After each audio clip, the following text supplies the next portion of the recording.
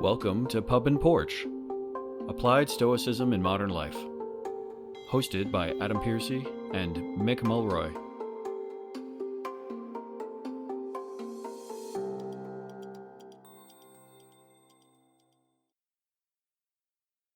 Welcome back to Pub and Porch, Applied Stoicism. I'm your host, Adam, with my co-host, Mick Mulroy. Today, we're going to be finishing out our Raising Kids series, hopefully, with episode 4. And we're also going to be tacking on some other topics at the end that fit with this, the topics of adoption and fostering, which Mick wants to talk about with us today, which is definitely, I think, a topic that's very fitting for this conversation we've been having so far. But before that, it's been a busy little time for us. We had sort of talked about having a bit of a quick update as to what's been going on. So, Mick, why don't you let us know what you've been up to and what's been going on the last couple of weeks or week or two? So the big event, of course, in the U.S., like in Canada this week, was the celebration of our Independence Day. It's funny because I worked all over the world and I went to a lot of countries' Independence Day, and it's always the independence from Great Britain, which is kind of funny. So it's everyone. I spent a lot of time in Africa, right? So, Yeah. and obviously in the U.S. and in Ireland, but no, it was great. Big celebration here in Whitefish, where I live. There's actually a really large um, fireworks display every year, thanks to some of the more well-off residents of Whitefish. It's really cool. So a lot of people come, except Yeah. for last night. Apparently, somebody hit the button early, and it went Oh. off. Yeah, I wasn't around for that. It stays stays light here till like 11 o'clock. Oh, yeah. We're Yeah, 11, up north here. 11:30. It's like Yeah. it's light until 10 at least. Yeah. Yeah. Maybe I've exaggerated it, but anyway, they hit it while it was still light. Yeah. So, but anyway, it's all good. America's still, 1 year older, and Yeah. more important than that. Oh, one thing I would like to highlight we were talking about before that the listeners might be interested in is they just opened Teddy Roosevelt's library in North Dakota. Oh, yeah. I highlight that one because he was obviously a great American president and world leader, but also a Stoic, right? He actually carried copies of Epictetus's Enchiridion with him when he went on his famous trip after being president down the Amazon River. But he constantly talked about Stoic ideals throughout his career. His library, even though he's from New York, his family is in North Dakota because on one day, both his wife and mother died. And he obviously had a very difficult emotional time with that. And he Right. credits going to the Badlands of North Dakota and basically going back to nature as what saved his life. Yeah. And that's why the museum is there. But I haven't been to it, so I can't say that I recommend it, but I recommend it anyway because it's Teddy Roosevelt, and Yeah. he's like one of those leaders that you just wish we had around today, right? He was both Yeah. a Medal of Honor recipient and a Nobel Peace Prize recipient. Probably Right. never will happen again in a politician for sure. So I'd Yeah. highlight that, and of course, and then the U.S. is an experiment in progress process and progress, and I think in many ways it is like the ideals, and I think Canada is too, ideals of what many had hoped in ancient Greece at the time of the birth of Stoicism and Yeah. democracy would would be what the world is, right? The Yeah. kind of universal cosmopolitan system is what the not that it's perfect. I mean, we are obviously not perfect. We are a compilation of everybody, but the ideals of individual liberty, freedom of speech, freedom of religion or from religion, and by the people and for the people. Certainly not exclusive to the United States, but it is what democracies are about, and the U.S. is, one of the most substantial democracies in history. So um, Right. that's what I celebrate. Yeah. And it's a big year, right? It's 250. Is that right? 250, yeah. 250. Yeah. Well, I Not all mean, by other countries' standards. I was looking at a list: yeah, Egypt, Ethiopia. yeah, It's we're but a mere toddler compared to some of these other countries. yeah. I was in Quebec earlier this week, and their 400th anniversary of the city was not that was a couple of years ago. Oh, So really? it's a very it's sort of an interesting juxtaposition when it's like, yeah, and then you go to Athens and it's like, oh yeah, that's right. So, how 400 old are is you very young. guys? How old are What's you that? guys? How old is Canada?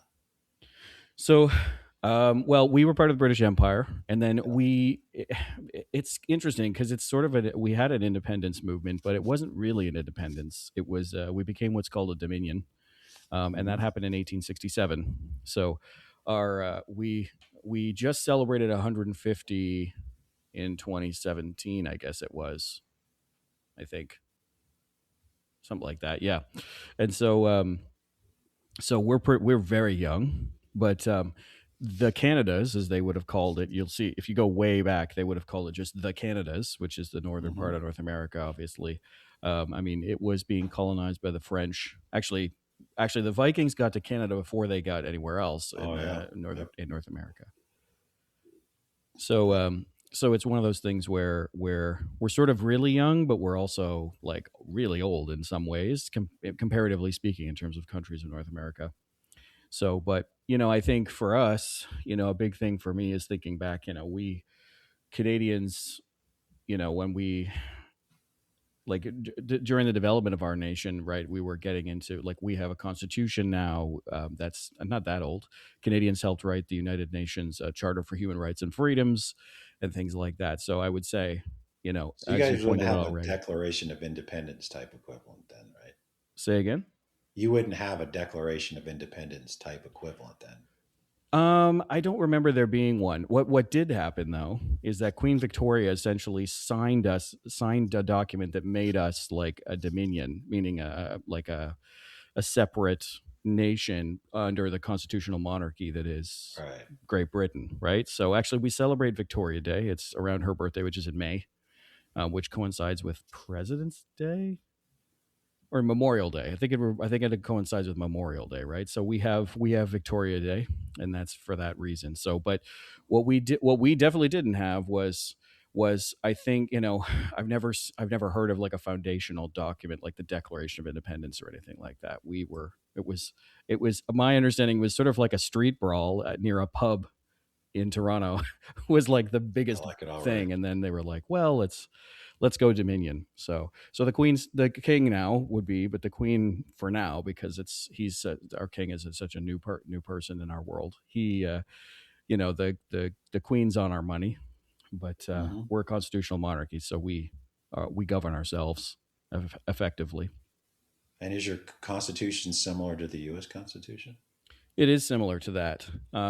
Not that you It's copied it, but it's just yeah, figuring yeah, out it what is it is, right? interesting. The thing is though is we're what's called a federation. Like when Canada formed, it was called confederation, right? So we're a federation of provinces and territories. So we have a framework that's similar to the states, but also a little bit different. And so I'm not an expert on Canadian history, unfortunately. It's not something that I studied in high school, for example. But we do have we're a confederation, and so it's sort of a group of very individual places that are all connected.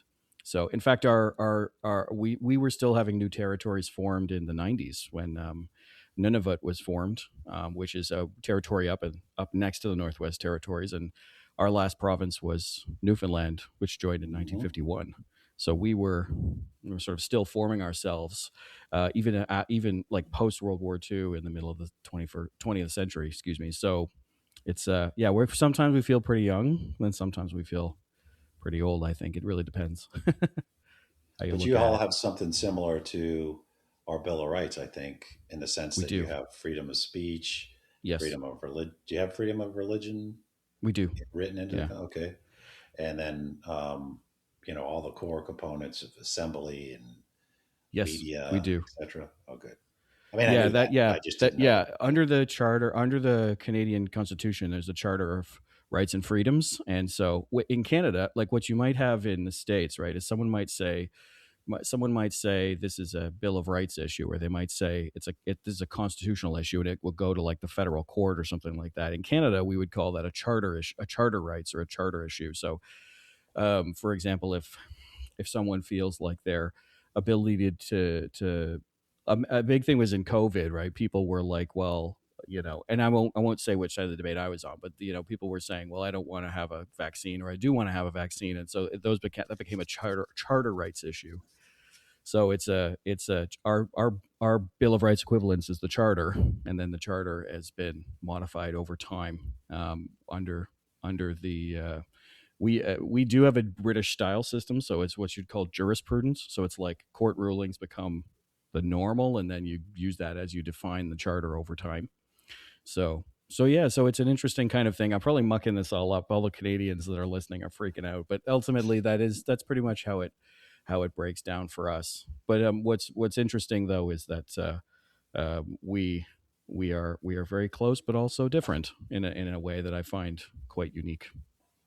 So, but in general, I mean, yes, it was Canada Day, so it's interesting. Our Canada Day celebrations include a very significant sort of British part to it. So I took some videos while I was at the East York Canada Day Parade, which is the longest running Canada Day Parade in the city of Toronto, and pipe bands and playing the Maple Leaf Forever, which actually was potentially going to be our national anthem before it was "Oh Canada," and so there's always a sort of a mildly British sentiment to our Canada Day celebrations, which is, I mean, I grew up in England for a chunk of time, so it very much fits for me. And my grandparents one of them was born in Scotland, one of them was born in Newfoundland, so technically he was a British citizen, and he had to emigrate to Canada actually when he came here in 2028 or something like that, 1928 or 36. I don't remember actually now that I think about it off the top of my head. But when he had to emigrate because Newfoundland was its own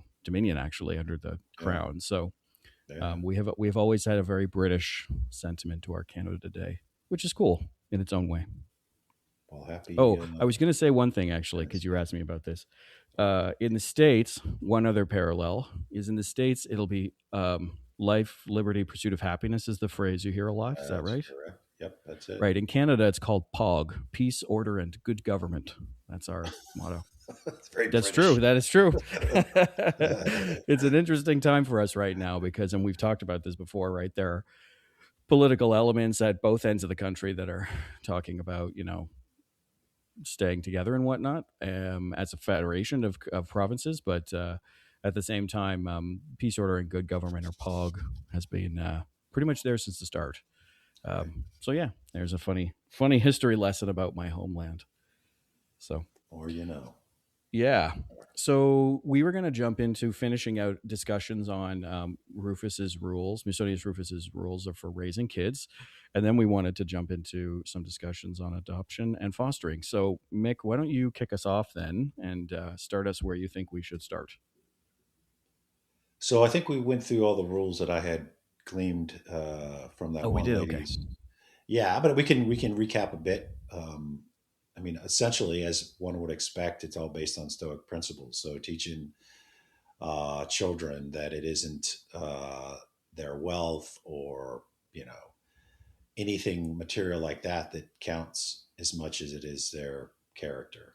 Yeah. Of course, they highlight the four virtues as the key components of character. And then it's also about duty to others and service. So it's basically what an adult would be teaching him or herself to be a good Stoic is what you teach your kids to be. I mean, I'm summarizing a lot of rules here. And and, the one thing about Rufus was he was like real specific. Like if you really want rules of life and you're a Stoic, I mean, you could do well by reading everything written about his lectures, because it really does, I think, lay out a really detailed lifestyle for a Stoic. And it's equally so with children, because I mean, ultimately, as the song goes, children are the future, right? So they literally are the future. And it's probably, from the Stoic perspective, the most important audience. Because that's where like him to gravitate early on. I mean, look at Marcus Aurelius, right? So he was raised as a Stoic, and that carried with him even as he became, the Roman emperor Yeah. through adoption, by the way. But we'll get to that.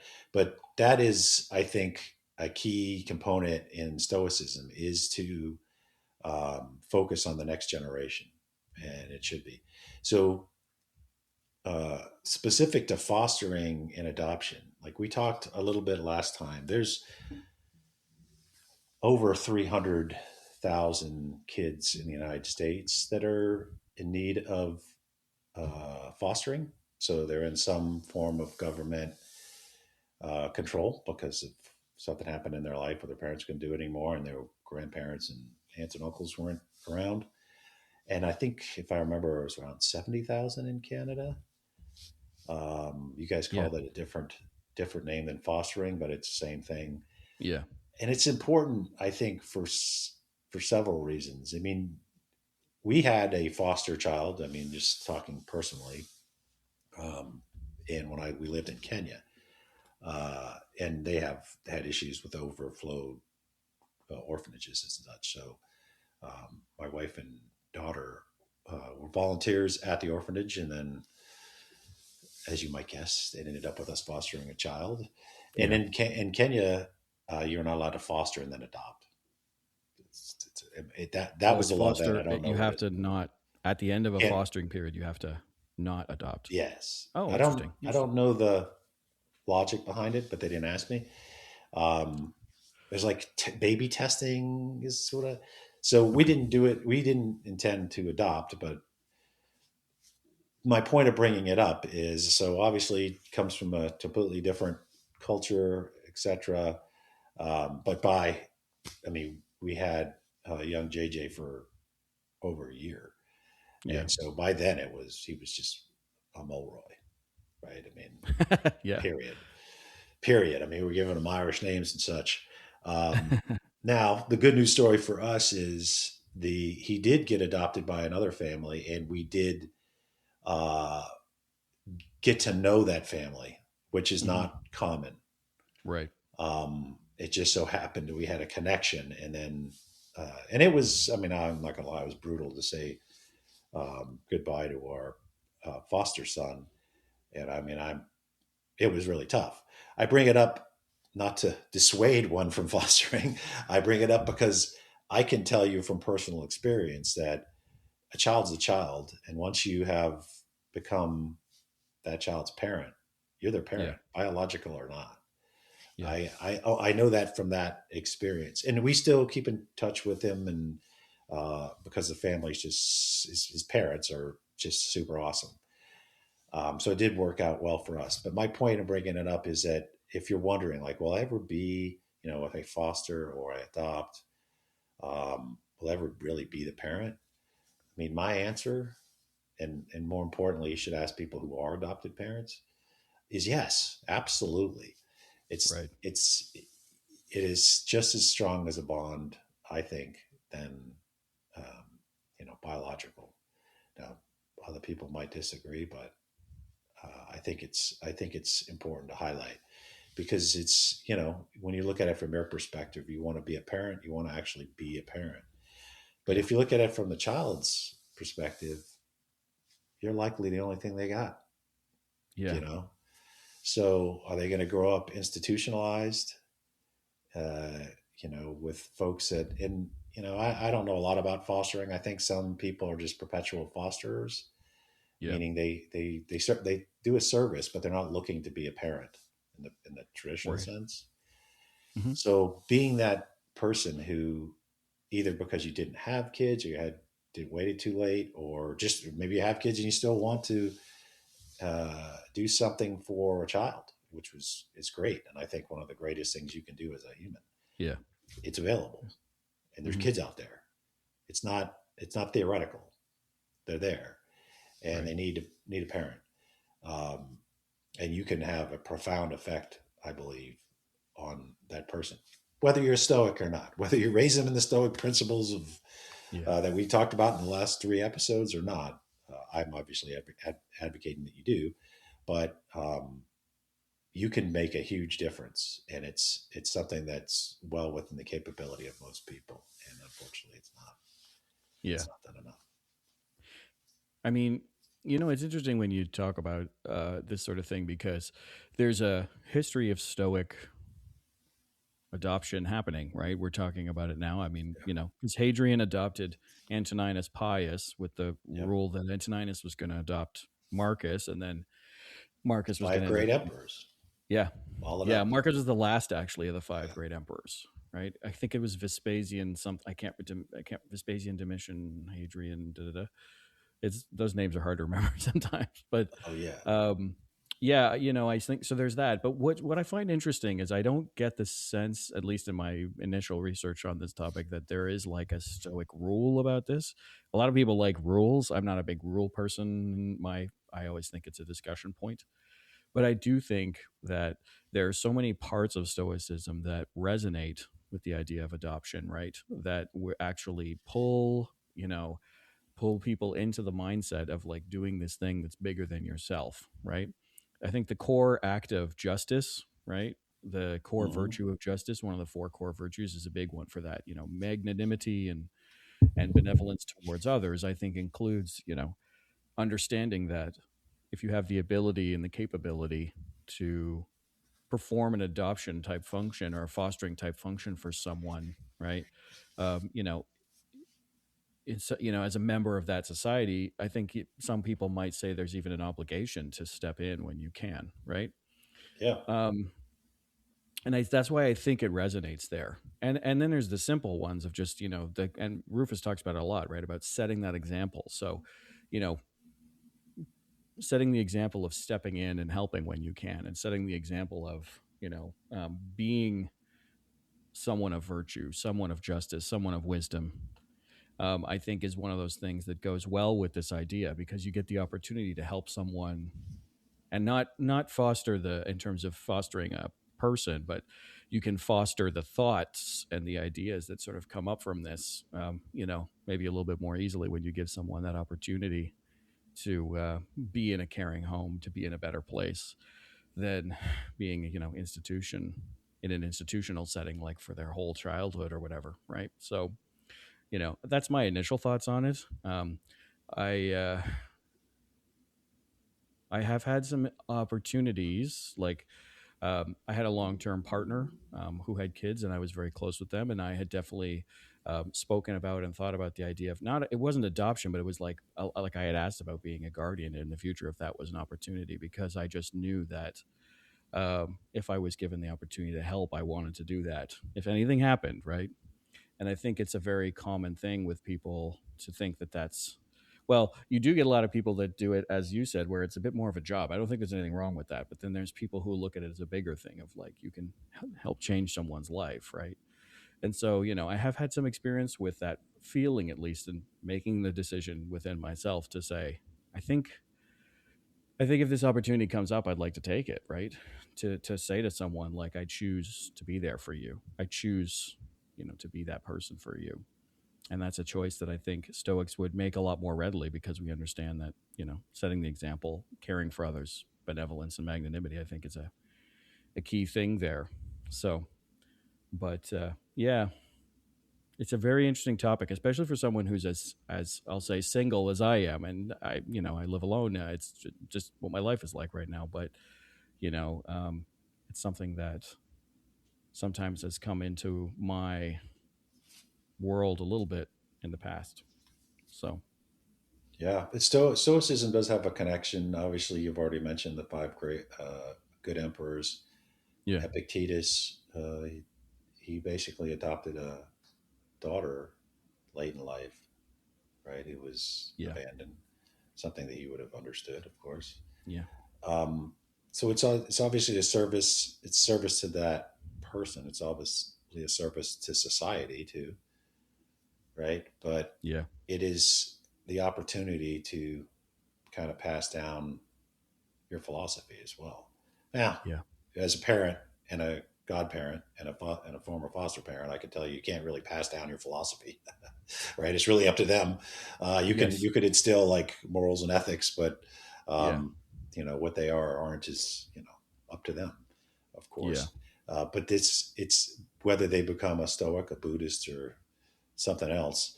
Um, you set them up for success, I Yeah. think, if you do follow the Totally. rules for of Rufus when doing that. And I think Yeah. it's something that is only going to grow in society is a need to have more engagement with kids. Everything you read about is disengaged kids because of and we've had episodes on, you know, the influence of social media, Yeah. now AI. Um, I was just reading like an article a friend sent to me about how there's so many fewer bars in pubs. Obviously, people read things like that, send that stuff to me, Yeah. and movie theaters, and basically any places where people gather. So Yes. it isn't about the consumption of alcohol. It's literally like Yeah. there's so fewer because people aren't going.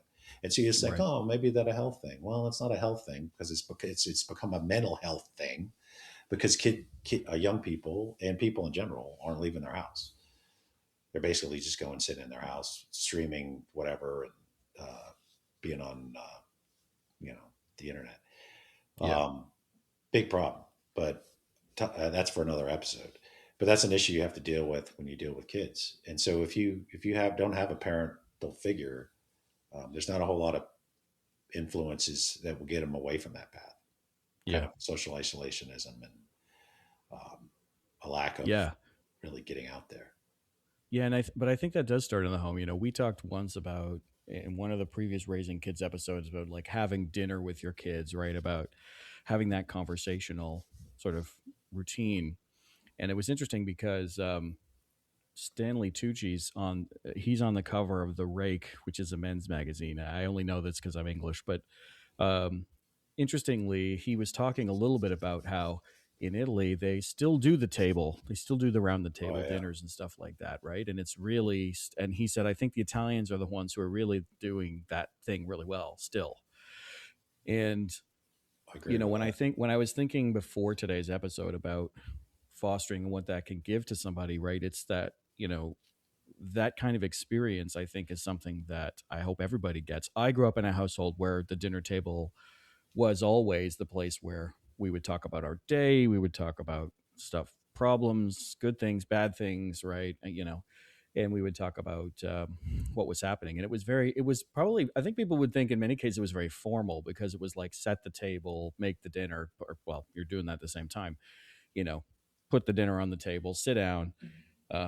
My family said grace. I'm not religious, but they did. And then, but the thing is that, that social environment, I mean, that gathering, I think is one of the things that, you know, when I was thinking about, well, like what does the ability to foster someone or adopt someone, what does that give that person being fostered or adopted? And I think in many cases, you get the opportunity to expose them to all of these amazing experiences that can really set the stage during the biggest development phase of their lives for the social aspect of life, for the conversational and interactive part of life, away from phones. Like I grew up when I was growing up, cell phones and tablets and all that wasn't really a thing, and so the dinner table just happened to be that free. But now they have you get people putting rules in place for dinner time, right? Like no technology at the table, I think is what I've heard many times over.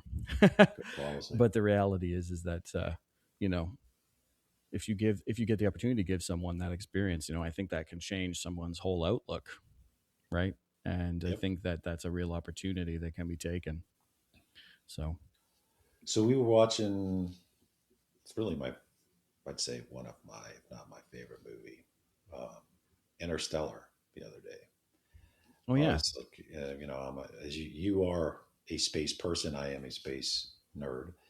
Yep. Uh, so a lot of my favorite movies revolve around that. But I bring it up one because we should do an episode on it. It's fascinating, and I Yes. believe not that it matters, but the main actor Matthew McConaughey is a Stoic, right? He's been on Yeah. Stoic podcast at least, and At he's least stoic super parallel, that's for interesting guy. sure. Yeah, yeah, absolutely. And did a great job in the movie. But we were watching it the other day, and I noticed it. Obviously, every time I watch it, but it's also a movie about parenting, if you think about it. I mean, it's very, very obvious when you look at it from that perspective, right?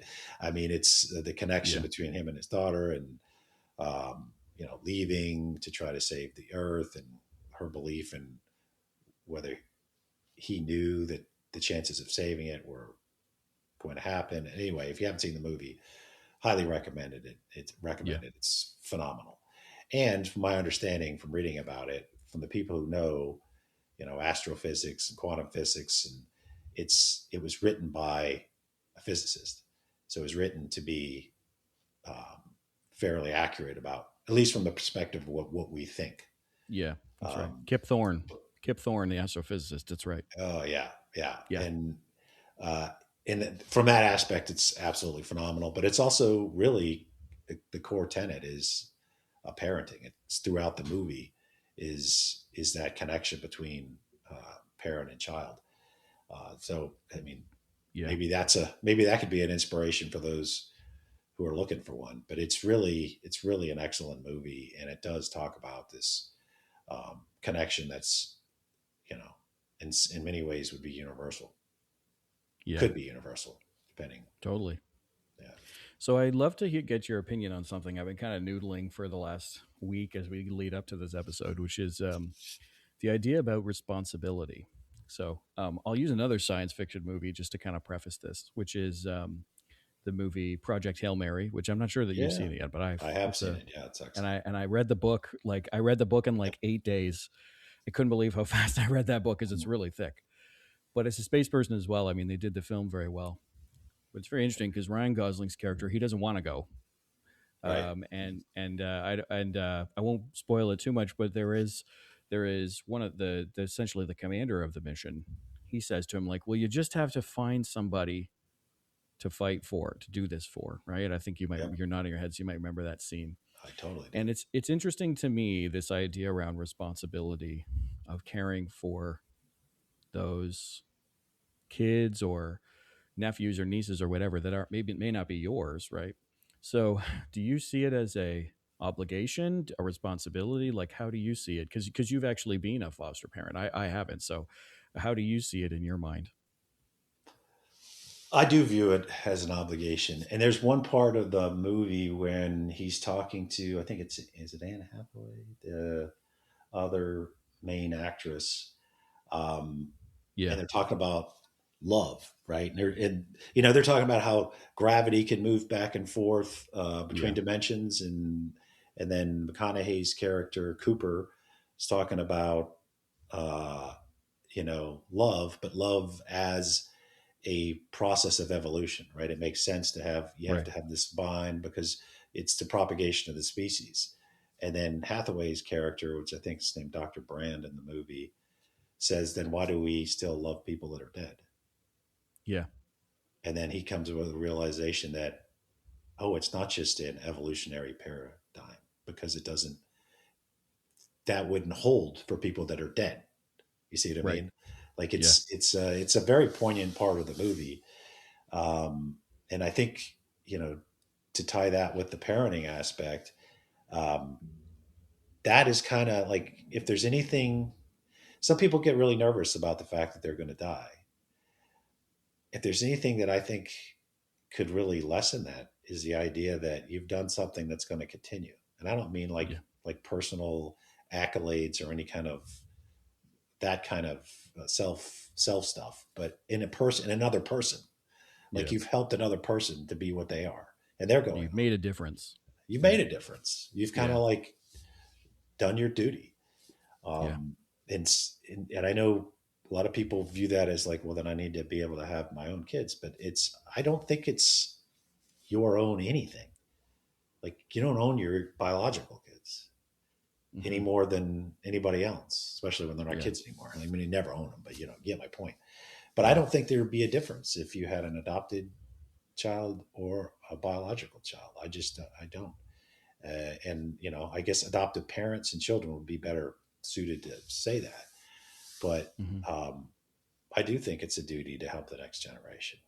Yeah. We're a society, whether you like it or not, And if you say, well, no, I'd rather pull away from society. Oh, yeah. Well, are you driving a car, living in a house, Yeah. getting your, plumbing fixed? Are you going to the grocery store? I mean, you Yeah. couldn't do any of those things if you were literally just you, right? Yeah. That's because of us. You live in a society. Uh, so Yeah. something Oh, to for sure. consider. And it doesn't have to be as significant as fostering adopt. You could do things like volunteer at the school. You could volunteer at the boys club, girls club, or Yeah. equivalent. There's all sorts of other things you could do to really give back. And maybe as you get done with your working part of your life, that's also a potential for you to consider, Yeah.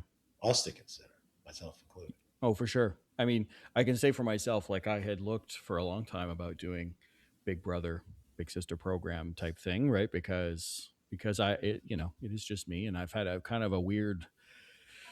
If I ever listed off all the jobs I ever had, and I have done it for people I've mentored in the past, they're always like, "Wow, that is a very broad range of things, and a lot of it isn't engineering." And I'm like, "Yeah, I know I was a late bloomer on engineering, but I think that obligation or responsibility, I think it even shows up when it isn't just about adoption or fostering, right? Like there are so many kids out there that in my life that know me as Uncle Rocket, and and I'm usually the science guy, so they're usually like, can you teach us how to do this? And I love to do the you can make a light bulb go on using like a penny and a pickle. I don't know if you know Yeah, that science yeah, thing, potato. right? I'm familiar.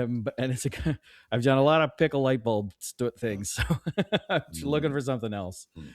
But it was really interesting, right? Because I think that obligation shows up in many ways. Like I was visiting a friend recently, and I finally got to meet, because she was a COVID baby. I finally got to meet her daughter. Shout out to Annie. I got to meet her daughter, and we ended up building some kits that I had of some little mechanisms and stuff. And I realized, that there is a responsibility to that, right? You get the opportunity to show a kid that they can make something of their own, right?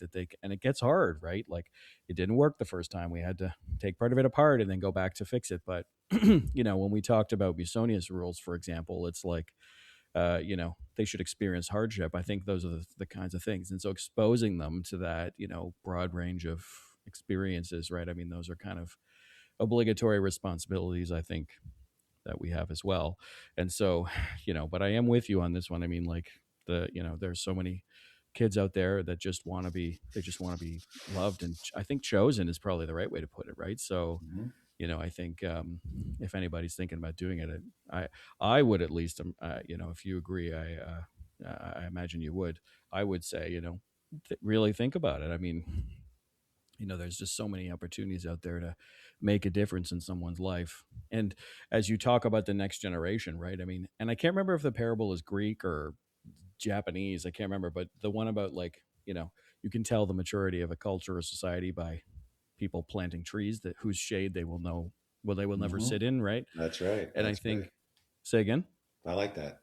That's good. Yeah, and I can't remember where it comes from specifically. It might actually be Greek, but I can't remember. But um, I think that's kind of what we're talking about here, right? Like you think about like how do I want this to look for the future, to understand that our decisions will echo forward and ripple out like through time. We're talking about Interstellar. I think it's Mhm. one of those things where there's definitely a feeling there of responsibility and obligation that we all have to look at ourselves and introspectively think about. So, Absolutely. well, that's probably a good spot for us to start wrapping up. But Mick, is there are there any further thoughts or anything you'd like to close with today for us? Well, I think you just summed it up really well. I hope that there's people out there that are hearing this and thinking about it, that they seriously think about it because it can really make a difference. And maybe you're not in a place where you can do it now, but you could later. I think I Yeah, mentioned in one of the other episodes, there's a good movie called Instant Family, which I believe is based on a true story. And it yeah, is about a couple who, and they have to, and a lot of the problems when it comes to fostering is that there's siblings, right? So they don't want to split up children, obviously, from their siblings. And it's very difficult to get a foster family to adopt, two or three at the same time, or foster, right? So that's what this is about. highly recommend it. It's a very good movie, but it may be, my definition of good movies is it makes you think, Yeah. or books. Yeah. And I think this does. It's a comedy, but it is, I think, pretty thought provoking when it comes to this topic. Yeah.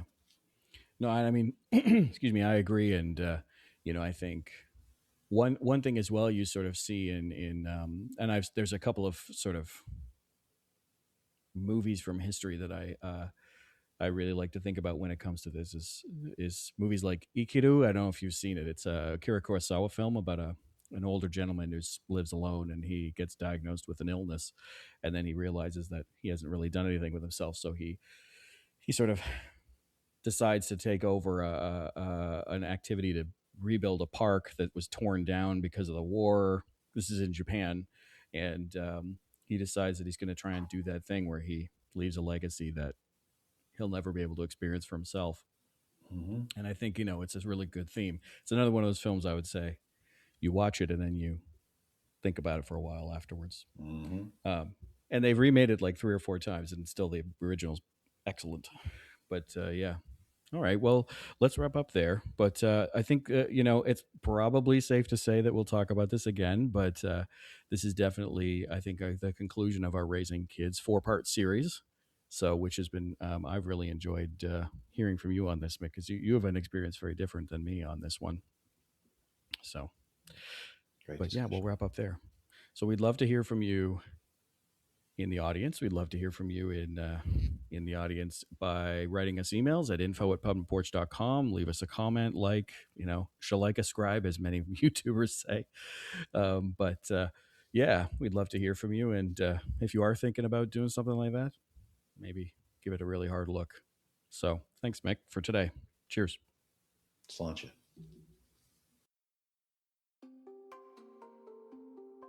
Thank you for listening to the Pup and Porch podcast. If you'd like to find out more about the podcast or its host, head over to pupandporch.com, and you can listen to all our episodes on Spotify, Apple, or whichever platform you prefer. And if you'd like to help out with the podcast, you can find us on Patreon. Drop us an email if you have a comment on any past episode, you have a suggestion for future episodes, or you have an essay on an important topic for Stoicism. Send it to us, and then we can be reached at info@pupandporch.com. Today's music was provided by bensound.com. Until next time, Pup and Porch out.